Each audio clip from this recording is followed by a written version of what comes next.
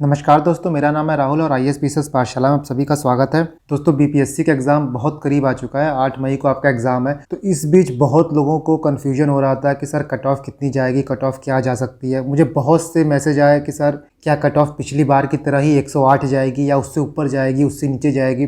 देखिए, इस वीडियो में हम बीपीएससी के पिछले वर्षों के कट ऑफ के बारे में देखेंगे कि कितनी कट ऑफ गई है और कट ऑफ कैसे बढ़ी है, कैसे घटी है। उस ट्रेंड को हम लोग देखने की कोशिश करेंगे। देखिए, मैंने बहुत लोगों को मैसेज किया और मैंने पिछले वीडियो में भी बोला है कि एग्जाम से पहले कट ऑफ को डिस्कस करना बेतुका बात है। मतलब कोई मतलब नहीं है कि आप कट ऑफ को डिस्कस करें, कितना कट ऑफ जाएगा, इतना कट ऑफ नहीं जाएगा। रीजन इसका सिंपल है कि भाई आपको पेपर में जितना क्वेश्चन आएगा, जितना आपका सही होगा, वो तो आप सही करोगे ही करोगे। ऐसा नहीं है कि 108 कट ऑफ जाएगी तो आप 108 क्वेश्चन करने के बाद बंद कर दोगे, या 100 कट ऑफ जाएगी तो आप 100 क्वेश्चन करने के बाद बंद कर दोगे। करोगे तो आप उतना ही जितना आपको आएगा। फिर भी ये वीडियो बनाने का मकसद ये है कि बहुत मुझे कमेंट आ रहा था और बहुत से दोस्त जो है इस चीज़ को लेकर कन्फ्यूजन में है कि क्या किया जाए, क्या नहीं किया जाए। तो मैं कोशिश करूंगा कि इस वीडियो के माध्यम से उनका डाउट क्लियर करूं। और एग्जाम इतना पास आ चुका है ना, तो इन सब चीज़ों को लेकर आप टेंशन मत लीजिए। इस वीडियो को आप आराम से देखिए। इसके बाद आप कट ऑफ के वीडियो को सर्च मत करिए, क्योंकि उसका कोई मतलब नहीं है। एक वीडियो को देख के चीज़ों को आप थोड़ा एनालाइज करिए, अपना विजन क्लियर रखिए और फिर तैयारी में जुट जाइए। यह वक्त सोशल मीडिया और अलग अलग प्लेटफॉर्म पे कट ऑफ को लेकर डिबेट करने का नहीं है। अपनी पढ़ाई आप एक जगह केंद्रित करिए, तब चाहे कट ऑफ कितना भी जाए, आप आराम से उस चीज़ को क्लियर कर लेंगे। तो चलिए हम आगे बढ़ते हैं। जो इस वीडियो में नए हैं वो मेरे बारे में कुछ जानकारी देख सकते हैं। ये थोड़ा अपडेट करना है मुझे, तो मैं इसको बाद में अपडेट कर दूंगा। बाकी कट ऑफ जानने से पहले हम कुछ चीज़ देखते हैं कि पेपर का पैटर्न कैसा होता है। वैसे जो लोग पेपर दे रहे हैं उनको तो पैटर्न पता ही है, बट फिर भी बेसिक आइडिया के लिए आपका 150 क्वेश्चन आएगा और 150 मार्क्स के आएंगे। इसका मतलब ये है कि एक क्वेश्चन जो रहेगा 1 मार्क का रहेगा।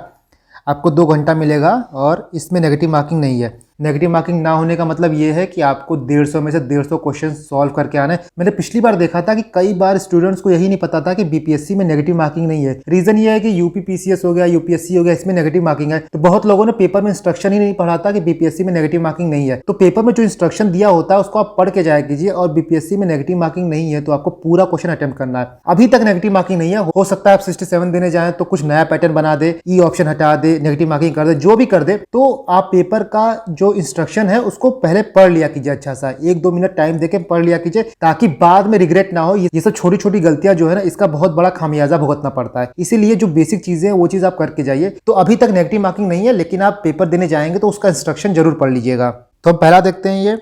ये 56 to 59 बीपीएससी का है। आप देख सकते हैं जनरल कट ऑफ जो है वो 87 मार्क्स गया था। अभी तक यहाँ पे बीपीएससी ने ई ऑप्शन को ऐड नहीं किया था। बीपीएससी ने ई ऑप्शन जो है 7 से 62वीं में इंक्लूड किया था। तो इस ईयर का कट ऑफ देखने का उतना कोई फायदा नहीं है। मेन आप कट ऑफ यहाँ से देखिए तो 7 से 62वीं में आपका ई ऑप्शन जो बीपीएससी ला दिया था, तो उस टाइम पे तो जनरल मेल थे या फिर कहीं आप अनरिजर्व मेल थे, उनका कट ऑफ 97 गया था और अनरिजर्व फीमेल का कट ऑफ 86 गया था। बाकी कट ऑफ आप देख सकते हैं एससी का 83 गया था, एससी फीमेल का 68 गया था। देखिए, बहुत लोग ये भी क्वेश्चन पूछते हैं कि फीमेल को क्या सिर्फ बिहार में जो रहते हैं उनको ही रिजर्वेशन का फायदा मिलता है। तो नहीं, ऐसा नहीं है। अगर सब बाहर की भी फीमेल होंगे तब भी आपको रिजर्वेशन का फायदा मिलेगा। जैसा कि आप देख सकते हैं यहाँ पे फीमेल का कट ऑफ अलग है। यहाँ पे यूआर फीमेल का कट ऑफ और यूआर मेल का कट ऑफ 97 है।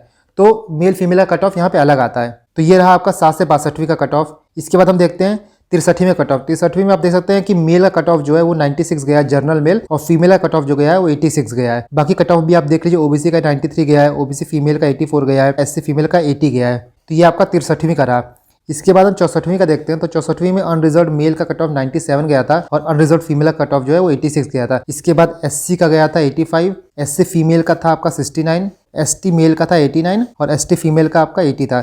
बाकी कट ऑफ आप देख सकते हैं ईबीसी फीमेल, बीसी फीमेल, बाकी आप यहाँ पे देख सकते हैं। इसके बाद हम 65th की बात करते हैं। तो एग्जाम जो था आपका 15 तारीख को था। इसको आप देखेंगे तो अनरिजर्व मेल का कट ऑफ आपका 97 था, फीमेल का आपका 91 कट ऑफ था। ईडब्ल्यूएस पहली बार ईडब्ल्यूएस 65 से इंक्लूड किया गया था। इसके पहले ईडब्ल्यूएस नहीं था। तो ईडब्ल्यूएस का कट ऑफ आपका मेल का 92 था और फीमेल का आपका 87 था। एससी मेल का आपका 89 है, एससी फीमेल का आपका 79 है। तो आप यहाँ देख सकते हैं कि 65वीं में कट ऑफ कितना गया था। इसके बाद हम देखते हैं 66 बीपीएससी। तो सबसे बड़ा चेंज जो बीपीएससी के कट ऑफ में आया था वो 66वीं में ही आया था। जैसा कि आप यहाँ देख सकते हैं कि अनरिजर्व मेल का कट ऑफ 108 चला गया था।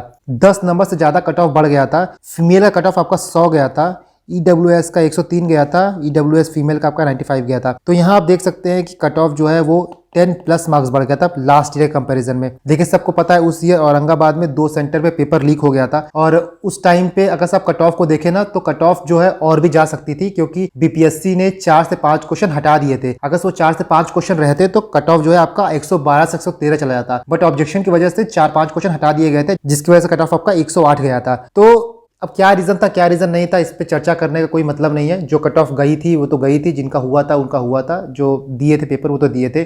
बीती हुई बातों को डिस्कस करने का उतना कोई फायदा होता नहीं है। और जैसे बहुत लोग मुझसे कह भी रहे थे कि सर पेपर इजी आ गया था तो कट ऑफ इसलिए हाई चला गया था, तो देखिए पेपर कितना भी इजी आए ना, इतना हाई कट ऑफ नहीं जा सकता। शायद आप लोग को याद होगा कि यूपीएससी में 2015 या 16 में कट ऑफ 116 या 17 गया था। तो उस टाइम पे ना अगर आप देखोगे तो कट ऑफ हाई जाने का रीजन इसलिए था क्योंकि उस साल जो करंट अफेयर आया था ना, तो विजन से करंट अफेयर बहुत ही क्वेश्चन डायरेक्ट आ गए थे। मतलब आप ये कह सकते हो जो लोग विजन पढ़ के गए थे उनको डायरेक्ट 20 से 22 क्वेश्चन का फायदा हो गया था। तो यूपीएससी जैसे एग्जाम में अगर से ऐसे डायरेक्ट क्वेश्चन आएंगे तो वहां पे कट ऑफ बढ़ सकता है, और वहां बढ़ा भी था कट ऑफ। लेकिन बीपीएससी में मुझे नहीं लगता, पेपर देके हो सकता है आपको लगे, बट मुझे नहीं लगता पेपर इतना ज्यादा ईजी आ गया था कि कट ऑफ जो है 11 नंबर बढ़ जाए। क्योंकि देखिए 1-2 नंबर कट ऑफ बढ़ाने के लिए भी ना बहुत ही लोग अच्छा परफॉर्म करेंगे तब जाके कट ऑफ बढ़ती है। आपको 100, 200, 300 लोग परफॉर्म अच्छा कर देंगे तो उससे कट ऑफ नहीं बढ़ती है। बाकी तो इस बात पे चर्चा करने का क्या ही फायदा, आगे बढ़ते हैं। तो देखिए ट्रेंड एनालिसिस मैंने यहाँ करने की कोशिश की है कि कैसे कैसे बीपीएससी के कट ऑफ बढ़े हैं। तो आप यहाँ देख सकते हैं ये 7 से 62वीं का है, 63वीं, 64वीं, 65वीं और 66वीं। तो 7 से 62वीं का कट ऑफ था 97, 63वीं में आपका 96 था, 64वीं में आपका भी 97 था, फिर से 65वीं में फिर 97 था और 66वीं में आपका 108 था। तो आप देख सकते हैं पिछले 4 वर्षों में कट ऑफ ऑलमोस्ट एक ही लेवल पर आया आपका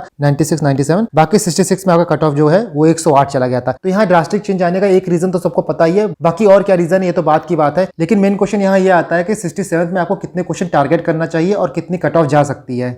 उसकी बात करने से पहले मैं कुछ पॉइंट पे आपका ध्यान केंद्रित करना चाहता हूं। जैसे कि 67 में आप देखें तो सीटों की संख्या थोड़ी ठीक ठाक है, आपको 800 प्लस सीटें हैं इसमें। इसके बाद 67 में बच्चे बहुत ज्यादा हैं, 6-6.5 लाख बच्चे हैं, जैसा कि पेपर बार बार पोस्टपोन किया गया है तो बच्चों की संख्या भी काफी ज्यादा है। और अगर आप ये देखें तो अलग अलग एग्जाम, चाहे यूपीएससी हो गया, यूपी पीसीएस हो गया, इवन यूके पीसीएस हो गया, इनके बच्चे भी अब बीपीएससी का दे रहे हैं। मतलब आप ये देख सकते हैं कि जो हिंदी बेल्ट वाला एरिया है वो सारे लोग जो है बीपीएससी दे रहे हैं इस बार। और यूके पीसीएस का प्री हो चुका है तो वो बच्चे भी बीपीएससी देने आएंगे। यूपी पीसीएस का मेंस हो चुका है तो जो बच्चे यूपी पीसीएस का मेंस दे चुके हैं या फिर जो यूपी पीसीएस का आगे प्री देने वाले हैं वो भी ये पेपर देने आएंगे। यूपीएससी का एग्जाम आपका 5-6 तारीख को है तो वो बच्चे भी इसको देने आएंगे, तो इसीलिए काफी संख्या बढ़ गई है। तो जो कट ऑफ की बात है ना वो सिर्फ एक पॉइंट पे आधारित नहीं होती कि पेपर आपका इजी आएगा कि टफ आएगा। कई फैक्टर होंगे जो कट ऑफ को प्रभावित करेंगे। फॉर एग्जांपल कितने बच्चे पेपर देते हैं, पेपर कैसा आता है, पेपर का पैटर्न सेम रहता है कि नहीं रहता है, तो कई फैक्टर हैं। तो इसीलिए कट ऑफ को अगर आप सोच के चलें कि मैं इतना कट ऑफ सोच के ही चलूंगा कि भाई इतना ही कट ऑफ आएगा, तो वो देखिए बेईमानी होगी। लेकिन फिर भी आप अगर से मुझसे पूछें कि सर आप एक पॉइंट बता दीजिए कि कट ऑफ कितना जा सकता है, तो देखिए मैं बोलता हूं ना